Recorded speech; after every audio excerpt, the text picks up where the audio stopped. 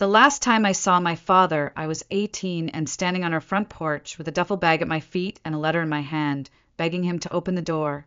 10 years later, I was back. Only this time I didn't come to knock.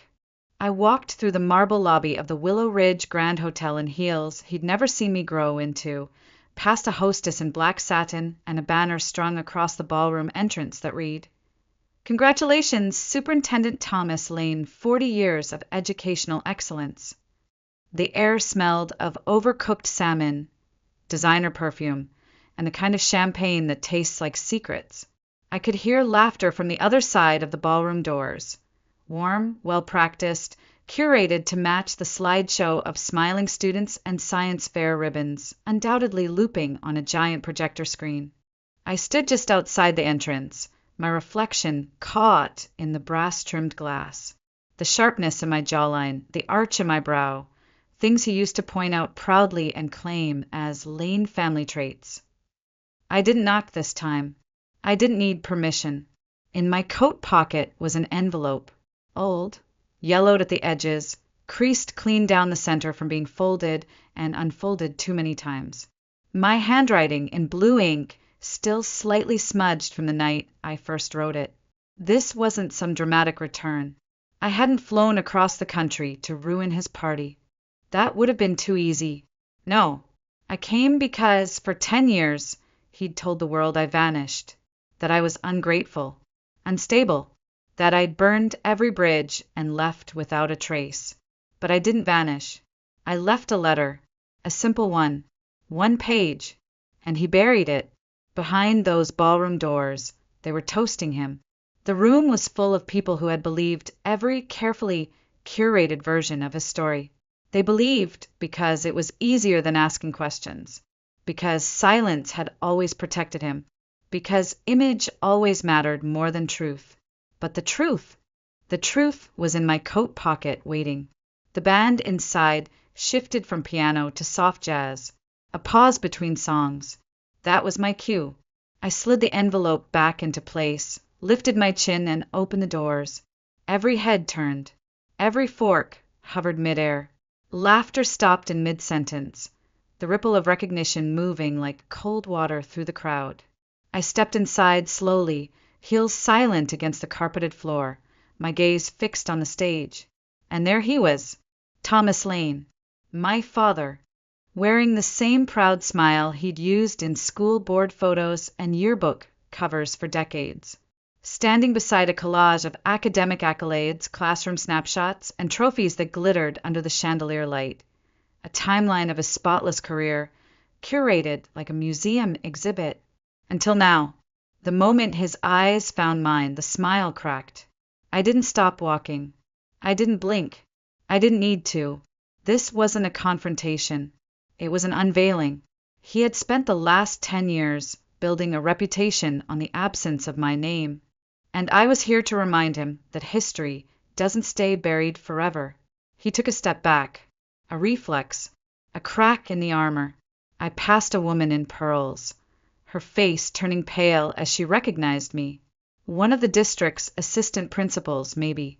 Another smiled awkwardly, unsure whether to greet me or pretend I didn't exist. I didn't say a word. Not yet. I just stood there near the edge of the crowd waiting. The MC had just finished reading off his list of achievements.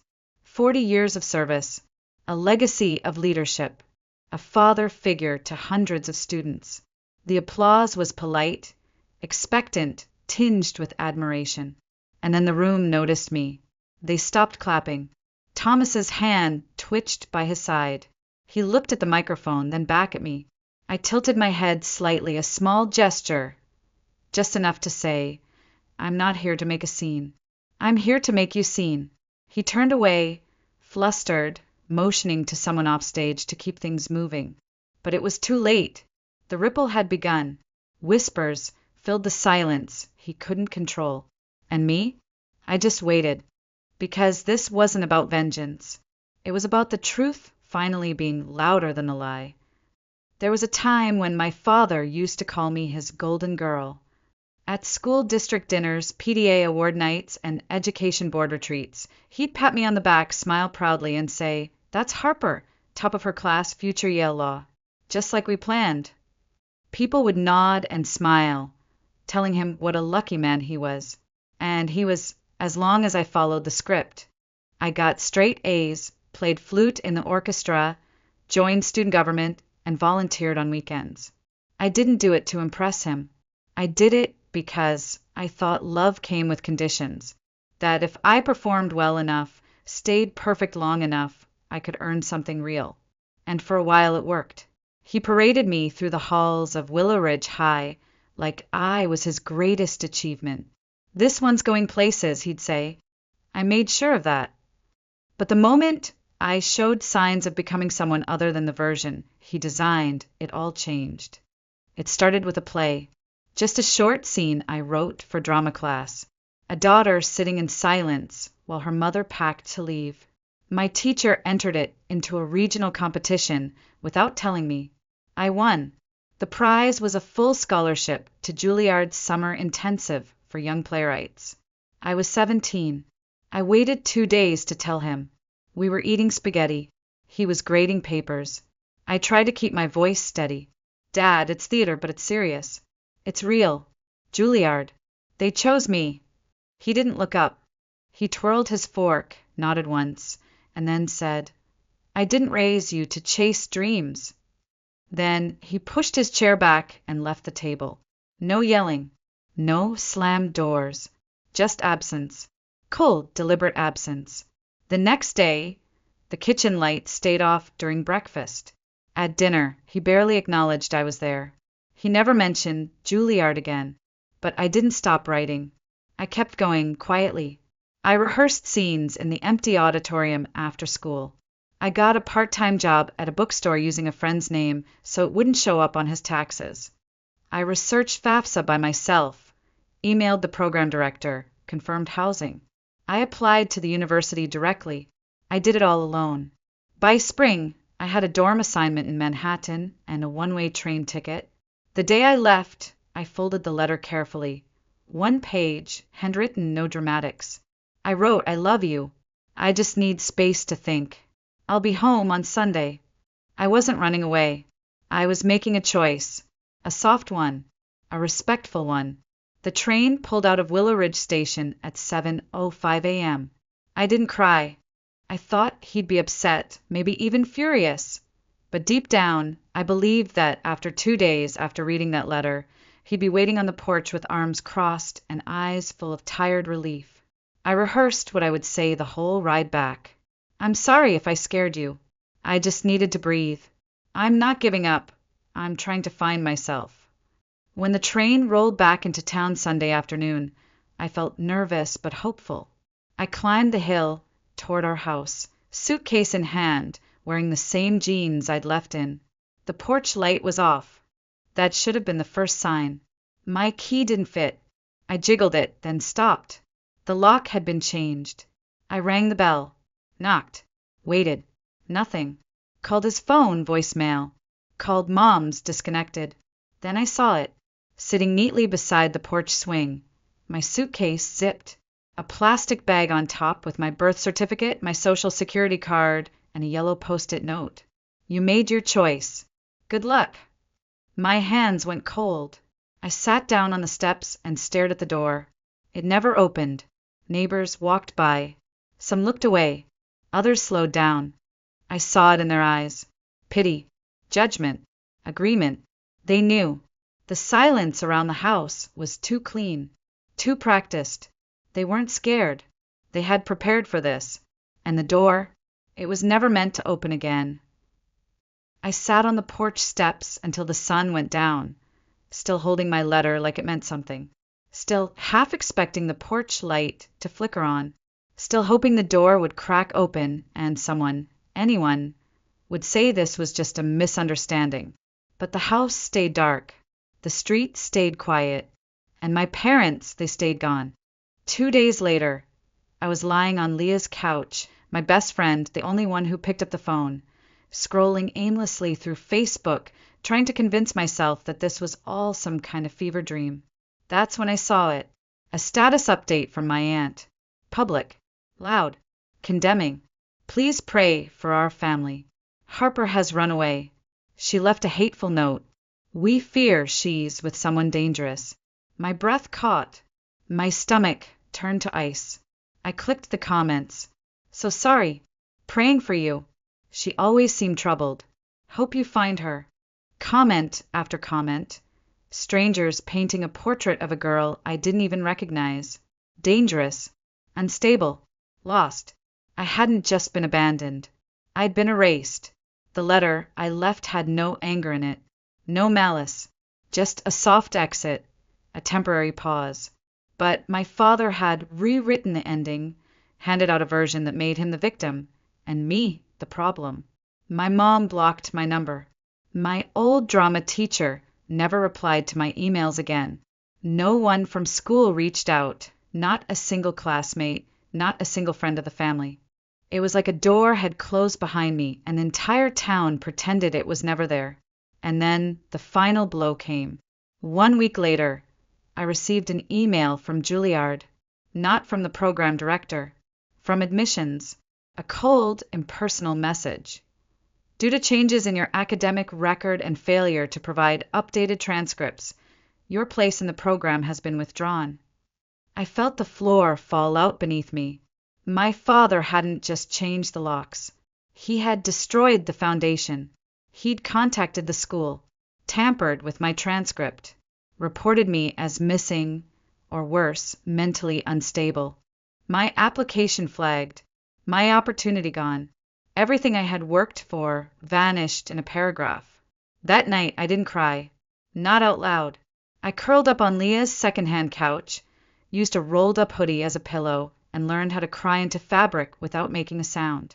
By the third night, I didn't need the hoodie. I had learned to cry in silence. The next week, I got a job at a 24-hour diner on 6th Street. It wasn't glamorous, but it was open. Night shifts mostly. The kind of place where the lights buzzed softly, the coffee never ran out, and no one asked why your eyes were red. I scrubbed floors, took every double shift I could, ate leftover toast from customers' plates when no one was looking, used my tips to buy notebooks from the dollar store. I kept writing, scenes, monologues, scraps of dialogue, anything that kept me from disappearing entirely. I enrolled in community college under a payment plan. No FAFSA, no cosigner, just me, a secondhand laptop, and a bank account that never stayed over $50 for more than 2 days. I didn't tell anyone where I came from. When people asked about my parents, I just said, they're back east. Technically true. Emotionally, they were gone. What hurt more than the silence was how easy it was for everyone to accept it. No one asked questions. No one searched for me. No one posted a missing photo or filed a report. It was like I had never belonged in the first place. But slowly, piece by piece, I began to rebuild. Night classes in playwriting, lighting gigs at off-Broadway shows. A black box theater downtown gave me 3 nights to test out a one-woman show I wrote called Unwritten. Only 10 people came, but one of them was a columnist from The New Yorker writing a feature on estrangement. She interviewed me. The article was called The Truth We Bury. It didn't name my father, didn't mention the district, but I knew. 3 days after it was published, someone tried to reset the password to my email.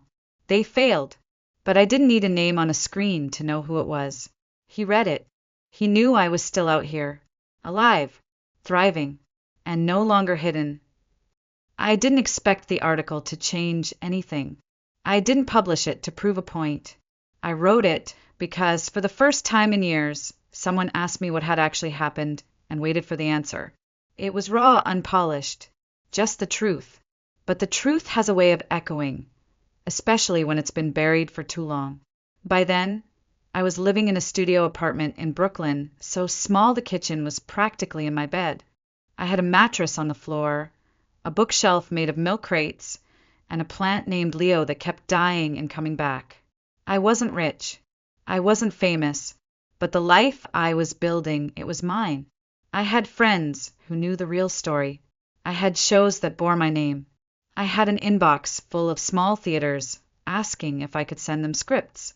And yet, Every time the wind rattled the fire escape or my phone buzzed with a blocked call, I'd freeze. Because the silence from back home, 10 years thick, was still the loudest sound in my life. Until Jessa messaged me. Jessa, my cousin, the wild one, the girl who snuck cigarettes in middle school and dyed a pink streak in her hair the night before prom. We hadn't spoken since I was 17. She had believed the story too, like the rest of them. But that night, she sent 6 words that made my hands shake. I found something. It's about you. I didn't answer right away. I stared at the screen like it might vanish. 3 days passed before I picked up the phone and called her. Her voice cracked the moment she answered. I'm sorry I never reached out. I believed him. We all did. She told me she'd been helping her dad clean out their attic. Old tax returns, moldy holiday decorations, dusty kindergarten crafts from when her mom used to teach. And then, at the bottom of a cardboard box wrapped in a Ziploc bag, she found a sealed envelope. My name on the front, my handwriting, blue ink, the letter, the one I left on the kitchen table, the one that said, I love you. I just need space. I'll be home Sunday. No anger, no rebellion, no threat, just the voice of a scared girl begging for understanding. She opened it, she read it, and suddenly, everything she'd been told for 10 years crumbled. Her father, my uncle, tried to brush it off. Oh, that old thing. But she knew better. She knew what it meant. That my father hadn't just lied. He had stolen my truth, hidden it in an attic like something shameful, and replaced it with a version that made him the martyr. That night, Jessa scanned the letter and emailed it to me. I printed it, smoothed out the creases with trembling fingers, and just stared. I don't know how long I sat there. It felt like finding the final puzzle piece to a picture you weren't sure ever existed. All the gaslighting, all the years of being told I was unstable, dramatic, difficult, that I had chosen to disappear. And here it was. Proof. I had never disappeared. I had just been silenced. The letter sat on my desk for days, next to a burnt-down candle and a half-finished mug of coffee. I didn't know what to do with it. At first, I thought maybe I'd send it to the school board anonymously, or post it online, but none of that felt right. Then the invitation hit social media. A flyer, gold trim, cursive font. Join us in celebrating Superintendent Thomas Lane's retirement. 40 years of service, a legacy of leadership, a father to our community. That word, father, stabbed harder than any insult, because he hadn't just failed me, he had erased me. I didn't cry. I didn't scream.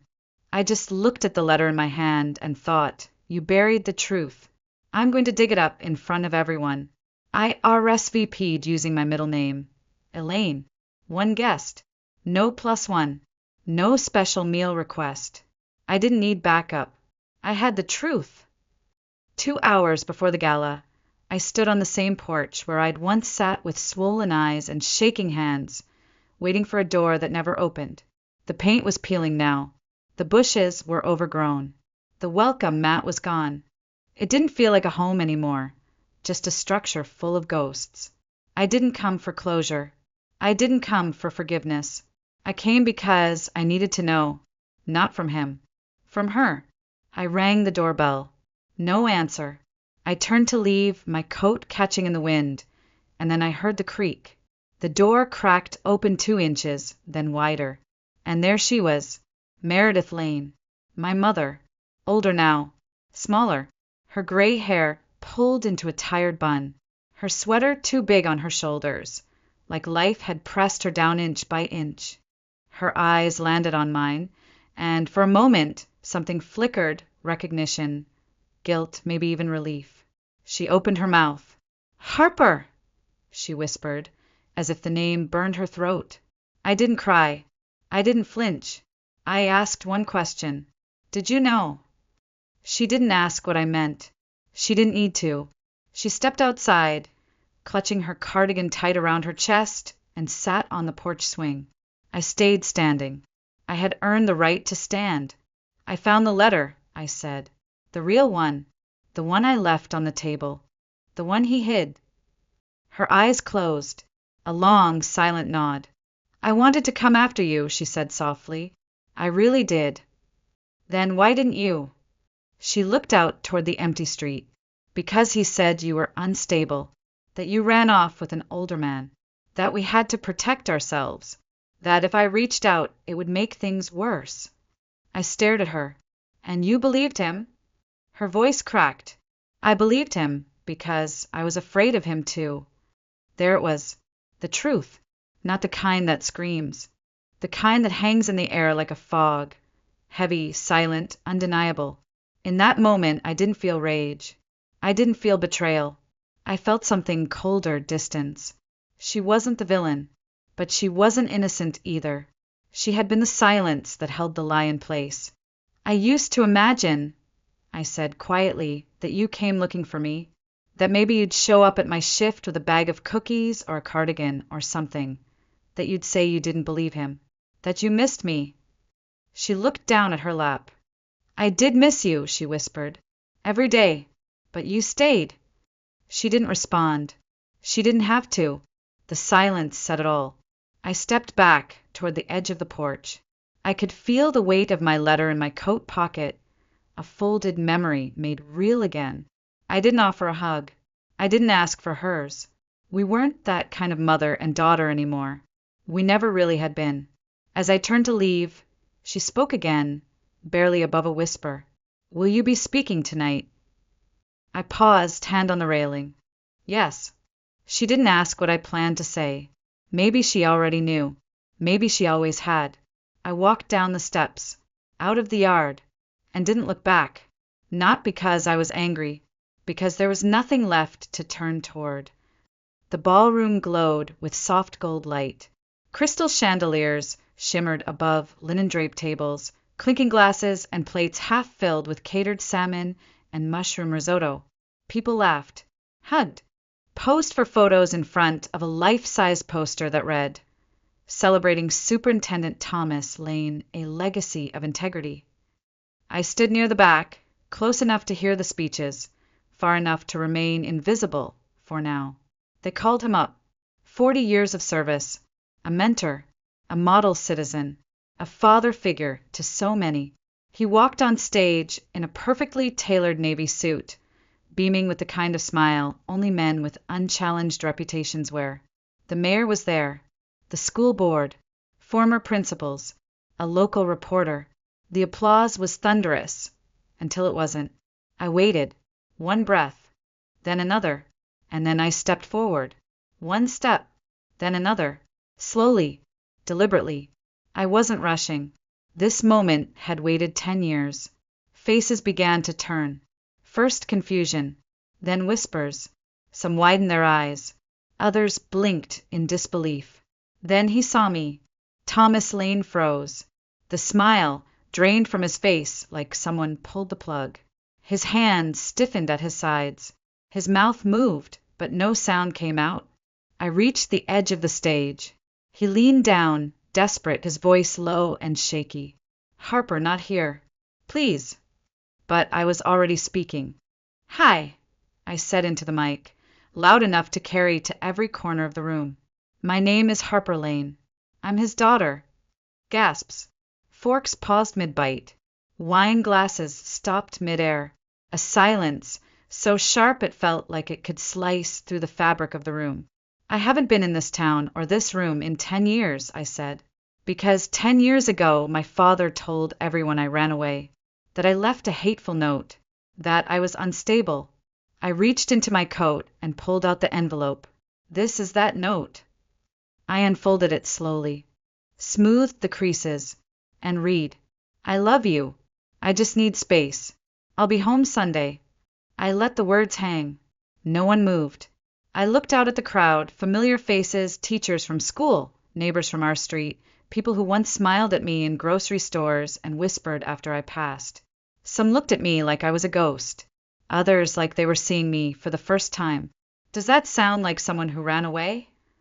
A long beat of silence. Then a voice from somewhere in the middle. Is that why she vanished? Another, softer. I remember praying for her, and then Jessa stood up. She held up her phone, a scan of the letter glowing on the screen. He hid it, she said. For 10 years, he let us believe something that wasn't true. Gasps turned into murmurs. Murmurs into shifting chairs. Someone whispered, "What else did he lie about?" Thomas stepped toward the mic. "There's more to the story," he said, voice trembling. I held up a hand. "Don't." I looked him in the eye. "You told your version for 10 years. This one's mine." A woman near the podium, Vice Principal Blake, stood slowly. "I always wondered," she said, "why you shut down the theater program so suddenly." Another man, Mr. Doyle, an old guidance counselor, added, "You said she had a breakdown, that she was dangerous." I didn't speak. I didn't need to.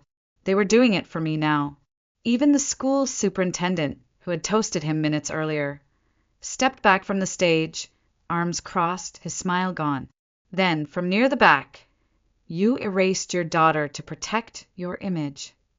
The room unraveled, not with yelling or chaos, but with something worse. Recognition. One by one, the faces in the crowd shifted from admiration to doubt, from belief to betrayal. Thomas looked around, searching for an anchor, a lifeline, someone to speak in his defense. But no one did. Even my mother, seated near the front, looked away. And just like that, his legacy cracked. Because a reputation built on silence only survives if no one speaks.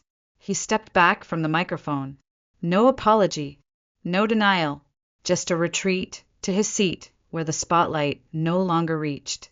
The slideshow kept playing behind him. Pictures of smiling students, hallway murals, trophies he once proudly displayed. But no one was watching anymore, because the story had changed, and so had the man. I didn't stay for cake. While people whispered and waiters cleared plates in silence, I slipped out the side door and stepped into the cool night air. The sky was deep navy, the kind of night that holds its breath. Jessa followed a few minutes later. She didn't say anything right away. She just stood beside me on the curb like we were waiting for a bus that wasn't coming. Then she said, "You were brave." I shook my head. No, I was overdue. We stood there quietly, the muffled sound of the gala fading behind thick walls. It felt like standing outside a funeral, except no one had died. They'd just been seen for who they really were. "I think," I said slowly, "I spent years just wanting someone to believe me." I looked down at the envelope still in my hand, and I realized I didn't need belief. I needed the silence to stop. Jessa nodded. "You ended it." "No," I said, finally smiling. "I reclaimed it. I didn't need to hand the letter to anyone. I didn't need my father to read it. He already had. And so had they. He built his legacy on silence. I took it back. We walked away, not as ghosts, not as victims, but as women who no longer lived in someone else's story.